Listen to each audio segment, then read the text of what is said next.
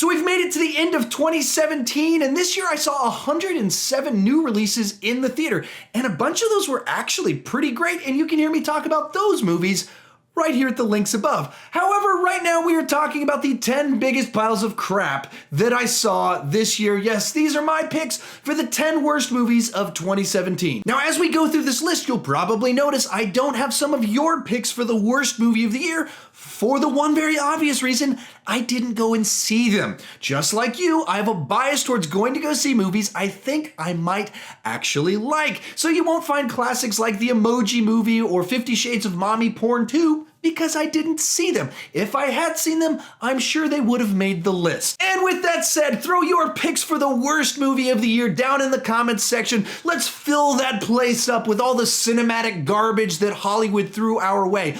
Also, stick around to the end of this video where I'm going to share some of you guys' picks for worst movie of the year using the Stardust app, and you can learn how you can appear in a future video. With that said, let's start taking out the garbage. Coming in at number 10 is Chips. There's not really much to say here. It's a generic reimagining of a 70s TV show which plays to the absolute lowest common denominator. It never skips a fart joke, a sex joke, a masturbation joke, a poop joke, a vomit joke. And by joke, I mean the movie thinks that referencing bodily functions qualifies as making a joke. This is a movie where the big ongoing joke throughout the film is that Michael Pena has to run off to the bathroom to play with himself every time he sees a girl in yoga pants, or else he can't function. Pass. Coming in at number 9 is Underworld Blood War. So this was the second movie I saw in 2017, and in my review I actually said this was an early contender for worst movie of the year. Well, 11 months and 25 days later, it remains one of the worst movies of the year. I mean, the plot is a convoluted mess that screws with the mythology of the previous films. There's all these characters you don't care about that are just a stereotype of that type of character. Kate Beckinsale kind of disappears out of the middle of the movie for a while and comes back as basically a cartoon version of her character. But the big problem here is that the action sucks. This is a series based around vampires and werewolves fighting each other. In this movie in particular, it's supposed to be a blood war. Instead, what you get is a bunch of guys standing around with machine guns shooting down other guys you don't know who they are with machine guns. I mean, it's just utter crap, wastes the premise of the movie. There's no reason for it to exist. The only good thing in this movie is that Kate Beckinsale and Theo James are good looking. Besides that, there is nothing remotely to enjoy about this movie. At number 8 is The House. Now, on paper, this movie sounds like a dated but fairly safe comedy to throw Will Ferrell and Amy Poehler in, and at least it would be a Redbox worthy movie. Wrong. This is like the worst possible version of this movie. Will Ferrell and Amy Poehler have never been less likable and more unfunny. Like, I can't recall a single good laugh in the entire movie. And when you have a comedy with this few laughs, this little wit, and with characters that are this unlikable and such a generic holdover plotline, you're left with a borderline unwatchable film. Now, speaking of comedies that aren't funny, coming in at number 7 is The Comedian. Now, this is a movie you probably haven't seen or even heard of. It stars Robert De Niro as a former TV star who spent the last 20 years as a shock stand-up comedian, and it's dreadful. I mean, I hated it. The whole movie spends time telling us how funny Robert De Niro's character is, but all the comedy in this movie feels like amateur night at the comedy club. I mean, it doesn't work. It's awkward, crass, and devoid of any wit whatsoever. And his character is so unlikable and selfish that we don't want to see him redeemed. We don't want to see him bettered and have a character arc. And just to make things as awful as possible, the movie has a 5-minute sequence where he does raunchy stand-up comedy at a retirement home that climaxes with him doing a 3-minute song called Making Poopy about old people wearing diapers making poopy. Speaking of making poopy, this movie comes to mind. At number 6 is Killing Gunther. Now, the big hook of the trailer for this movie is that Arnold Schwarzenegger stars as the world's greatest assassin, and a team of bumbling assassins are trying to take him out. There's only one problem with this. He doesn't star in the movie. He doesn't even appear in the first hour. In fact, he doesn't show up until the last 20 minutes of the movie. The jokes don't work. The gags fall flat. The third act has a bunch of reveals that just insult your intelligence. I don't know how or who convinced Arnold Schwarzenegger to be in this movie, but if they could channel that diabolical power in a positive direction, I'm confident that mankind could finally achieve world peace. Coming in at number 5 is Rough Night. Now, Scarlett Johansson is a very attractive human being. I would say she's also a very talented actress, and she's not funny. Like, she's painfully unfunny. And it doesn't help that this movie is a gender-swapped blend of The Hangover and Weekend at Bernie's, except mixed with like a political correct agenda that seems totally antithetical to the R-rated, raunchy, people behaving badly comedy that they were making. So it's unfunny, boring, and weirdly preachy at times. In other words, it's a perfect example of a whole bunch of things I hate about a lot of Hollywood comedies these days. I think Michael Scott said it best. Why are you the way that you are? I hate so much about the things that you choose to be. And number 4 is Batman and Harley Quinn. Of all the movies on this list, this is probably the one I was most excited about because I thought it might be a continuation of one of my favorite animated shows of all time, Batman the Animated Series. And as soon as it started, it was awful. The humor is embarrassingly awful. Like, there's a scene where Harley Quinn is sitting in the back of the Batmobile, farts, and Batman goes, "Smells like discipline." But it's also shockingly out of touch with reality. There's a sequence where Harley Quinn captures Dick Grayson, ties him to a bed, looks at him and goes, "Oh, look, you're not the boy wonder anymore," takes her shirt off, mounts him. He goes, hey, don't get any funny ideas. She then proceeds to have sex with him. You know, what would be considered rape if the roles were reversed. And it's all played for laughs. It makes you wonder how no one in the writer's room or at WB realized just how rapey this sequence actually was. Coming in at number 3 is Resident Evil: The Final Chapter. This loud and obnoxious 6th Resident Evil movie barely constitutes a film based off my standards. I mean, there's barely any plot here. It's just setups for action sequences and big twist reveals. And all those big twist reveals feel like leftover plot points from previous films and information we'd already learned, and the action sequences are shockingly incomprehensible. And I'm not really exaggerating. I mean, they're shot incredibly dimly lit with shaky cam and cut together with quick cuts.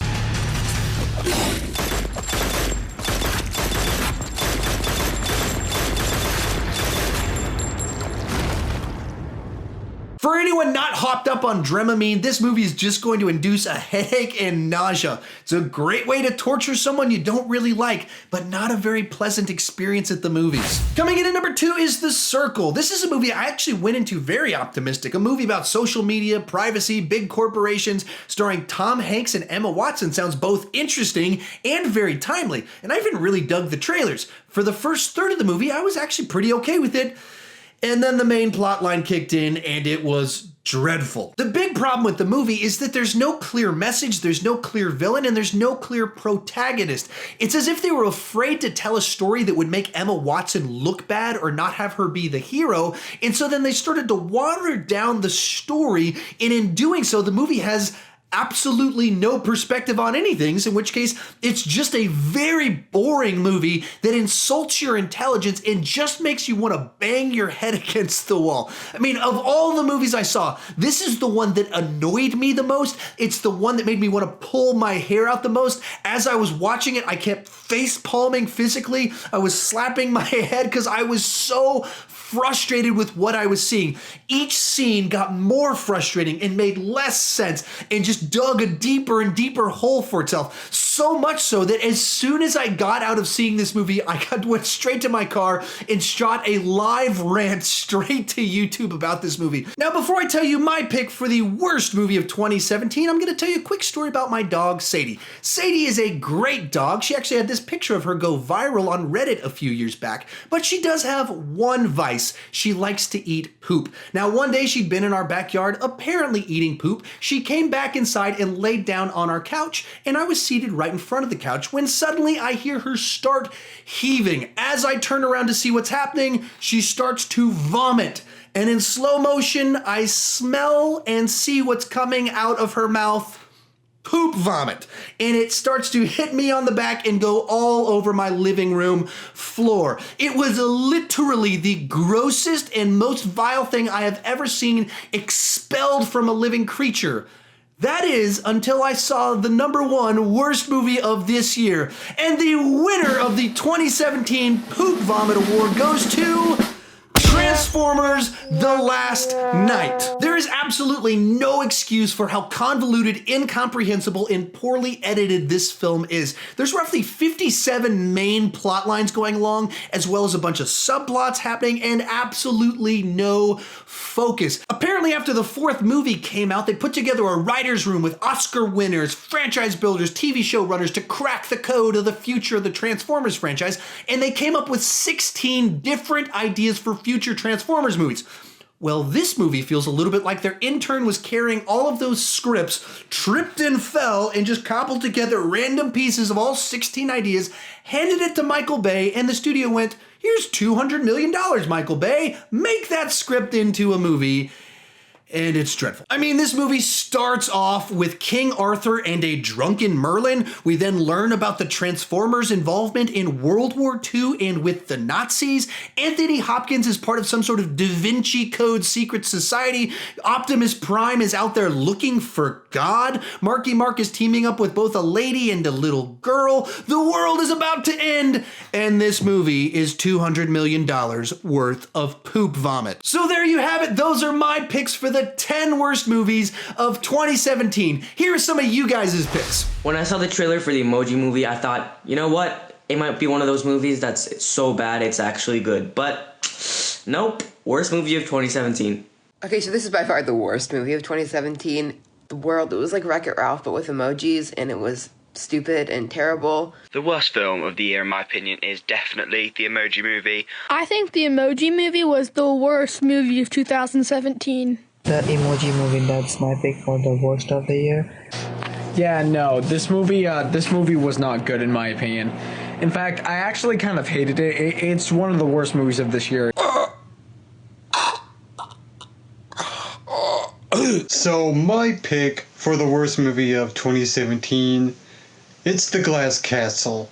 I hate this movie so much. It is the single worst movie I've seen this year so far. I don't like seeing movies that I know are bad, but the worst film that I saw this year has to be The Mummy. There is absolutely nothing new that this film has to offer, except for the fact that they just love to push in that the new mummy is a woman. It was extremely boring, very unlikable characters, especially Emma Watson.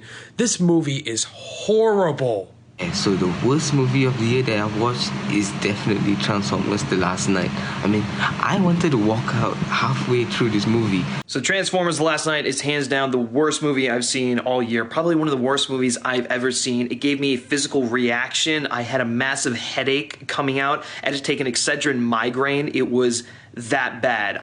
As much as I loved this year at the movies, there was some garbage that came out. Hey, if you want to appear in one of my future videos, it's super simple. All you have to do is download the Stardust app at the link down below. It's totally free in both the Apple and the Android store. Once you download the app, be sure to follow me. You can see my name right down below in that red bar. It's just at SeanChandler. Once you've done that, the app is designed to make it super easy for you to record 30-second reviews of movies and TV shows. And whenever you go to record a reaction reaction, be sure to tag me in it. There's a little symbol up in the upper right-hand corner, or just in a comment afterwards you can put @SeanChandler, and that way it shows up in kind of my notification so I can see your pretty face, see your reaction, and possibly include it in a future video. With all that said, if you're new to my channel, please consider clicking that subscribe button. I do movie reviews, TV reviews, and ranking videos, but the key thing is I don't want to just talk about movies, I want to talk about movies with you. So join me in the comment section, tell me your picks for the worst movie of the year, download that Stardust app so I can see your pretty face, and thank you so much for watching.